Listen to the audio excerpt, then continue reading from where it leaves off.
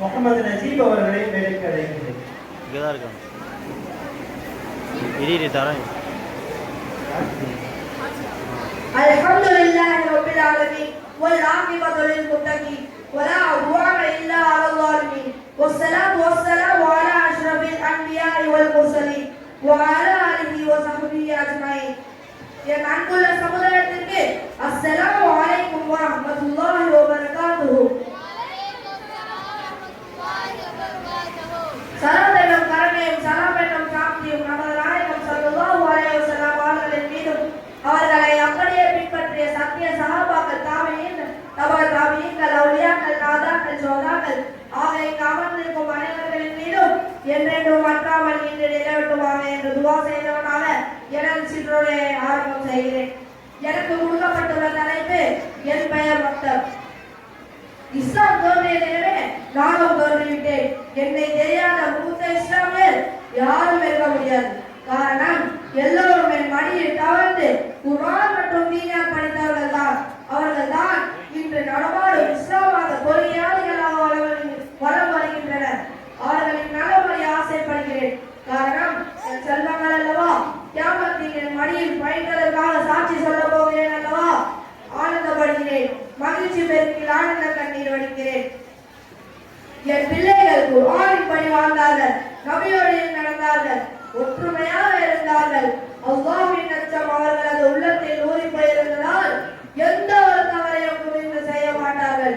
அது சரி, நான் சொல்ல வந்த விஷயத்தை முதலில் முழுமையாக சொல்லிவிடுகிறேன். காலம் மாற மாற காட்சிகளும் மாறி போய்விட்டது என்பதுதான் எனக்கு கவலை.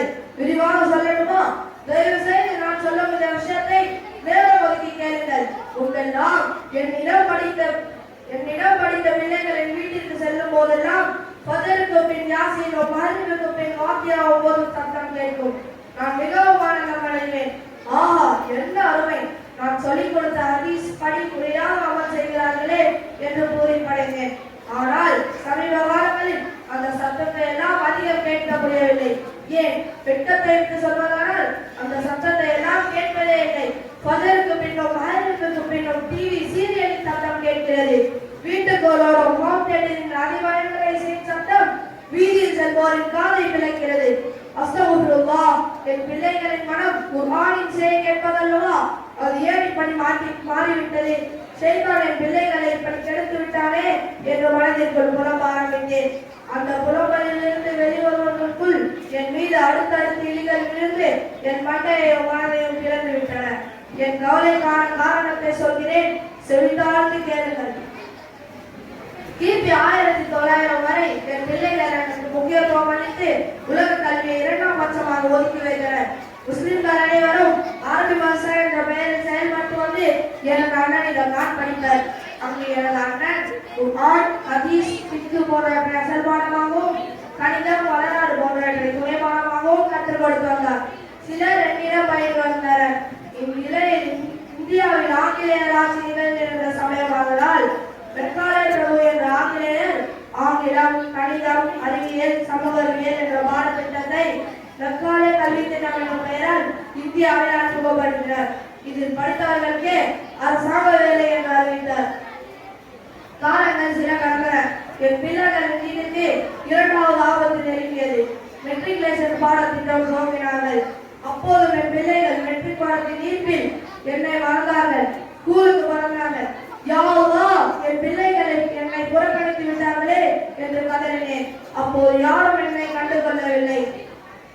மெட்ரிக் பாடம் வந்தபின் என் பிள்ளைகள் ஃபஜரும் போனது, லுஹரும் போனது, காலை மக்தவும் போனது, தர்பியத்தும் போனது. எனக்கு பெரும் மன உளைச்சலே ஏற்பட்டது. சரி, மாலை நேரமாக என்னிடம் வருகிறார்களே, அப்போதாவது என் பிள்ளைகளை தீனின்படி சரி செய்து கொள்ளலாம் என்ற ஆழ்ந்த நம்பிக்கை அப்போதும் அமைதியாகிவிட்டேன். அடுத்த கொஞ்ச நாளில் என் மீது பேரடி விழுந்ததை கண்டு அறிந்தேன். காரணம், சிபிஎஸ்இ பாடத்திட்டம் துவங்கப்பட்டதாக அறிவித்தார்கள். இதை பார்த்து நான் கண்ணீர் வடித்தேன். தேவி அழுத என் கண்களின் கண்ணீர் அடங்க என் அருகில் இருந்த நண்பன் ஜோபான கவிதை ஒன்று சொன்னான். எல்கேஜி, யூகேஜி, முதுகுல 10 kg. படிக்காம மூட்டை தூக்கினான் தந்தை, படிப்பதற்காக மூட்டை தூக்கினான் மகன். ஜோகை கேட்டவன் சிரித்துக் கொண்டே அழுதேன். எனது ஏற்றம். நான் இப்படி சொல்வதால் ஸ்கூலை முழுக்க முழுக்க வெறுக்கிறேன், புறக்கணிக்கிறேன் என்று நினைத்துள்ளார்கள். அது உங்காலத்தின் அவசியம்தான்.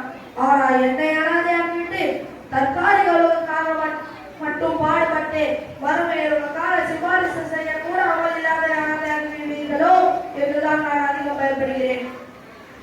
என்னை பற்றி நபிகள் நாயகம் ஸல்லல்லாஹு அலைஹி வஸல்லம் அவர்கள் கூறியவை: முதலாவது, காலையில் சென்று குர்ஆனில் ஒரு சிறு வசனத்தை கற்பது 100 ரகாத் தொழுவதை விட மேலானது. காலையில் சென்று தீனியார் பாடத்தின் ஒரு சிறு பகுதியை கற்பது 1000 ரகாத் தொழுவதை விட மேலானது என்று நபி ஸல்லல்லாஹு அலைஹி வஸல்லம் அவர்கள் கூறினார்கள்.